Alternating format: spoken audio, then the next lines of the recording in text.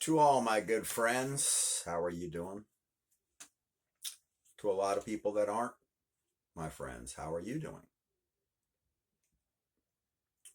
Today is Father's Day, the beginning of summer 2026. So much new information is flooding the market that it's impossible to decipher the truth from lies. And it's impossible to decipher many things in America today. But first off, welcome to everyone that is in America for the World Cup. I can't believe the patriotism that is spreading throughout the world about America. What a great fucking place America is. Regardless of anything I say, all hail to God. All hail to America. We thank you guys for coming here and spending your money and leaving your DNA samples here for us to gather and collect and track you and surveil you with for the next 100 years. And we appreciate turning you guys on to air conditioning. I cannot believe all the comments about American air conditioning from the Europeans. You guys are great. We love you. If I could give the Europeans and people from other countries any advice about America, it's this. We love your accents. The worse, the better. We love it, especially the English. We have no idea what you're saying, straight up. We don't even know what you guys are talking about, but we love it. So please, when you come here, just leave your DNA everywhere. Remember, there is no law here in America. Every place is Fort Lauderdale now. But if you really want to go to the land of the lawless, of course you will go to Las Vegas. There the police join in with you in crimes. Okay, so it's like if you want to go to Sodom and Gomorrah, you'll either go to LA or Fort Lauderdale or Vegas or South Padre Island, of course. The greatest 4 locations ever built by man. And the decadence and craziness that will ensue will make you never want to go home, no matter where you're from. So we do it a different way here in America. We act like farm animals. We act like we're all Rambo. We act like we're all Cinderella. We act like we're all stars of TV shows, and we act like we're all the greatest people you'll ever meet. And some of us are, and some of us aren't. It's a very weird place, and it's becoming even harder to define. But I think one thing that you can know about America, and you should know this as a foreigner, you will be treated with the greatest of respect when you're here, if you're a foreigner. If you're an American, you're treated much differently by our government, our Hollywood types, our elitists. They don't treat us very well. And we get to kind of pay for everything around the world and this and that and the other thing. And everything comes out of our pocket, and we don't really get much of a say in it all. You know, they say our vote counts. We know that it doesn't. You know, when you bring in massive amounts of people from other countries, and then you see that everyone's turning into a socialist candidate, you realize that they're bringing socialism. It doesn't create socialism. They're bringing it here. They're bringing all of the people, and then socialism will be immediately adopted because, of course, they brought all the people here to adopt it into reality.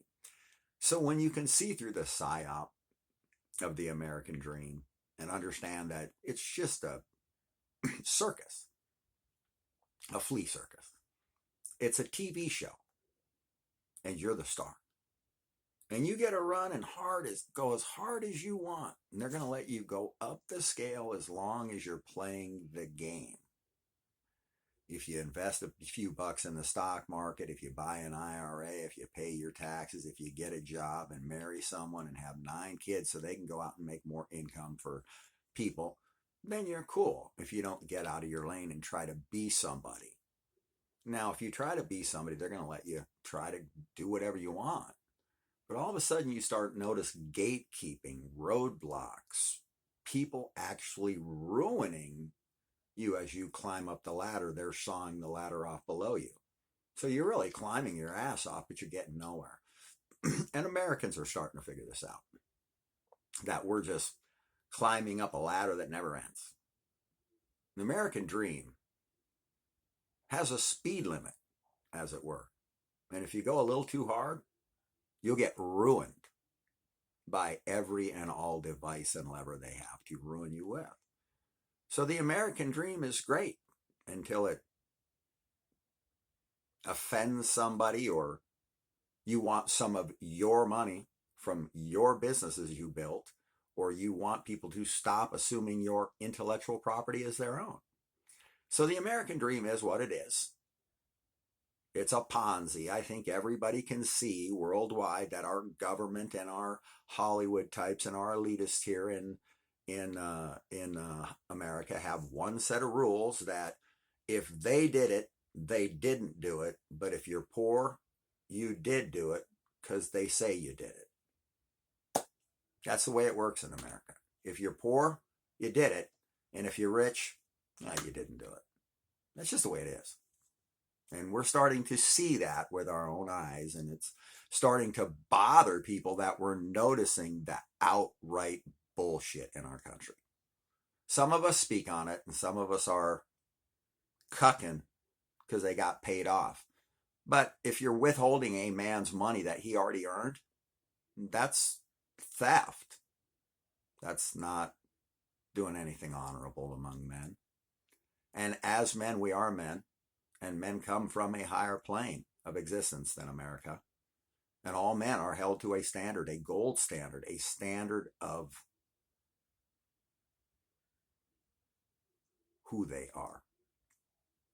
And who you are, in the end, will always have to be reckoned with. So be who you are. Just understand there will be payday. Hey, bro. You climbing hard. You went to college, man. You did it all right. You took out those loans. You thought you was going to get ahead, man. You thought you was getting a house on the hill.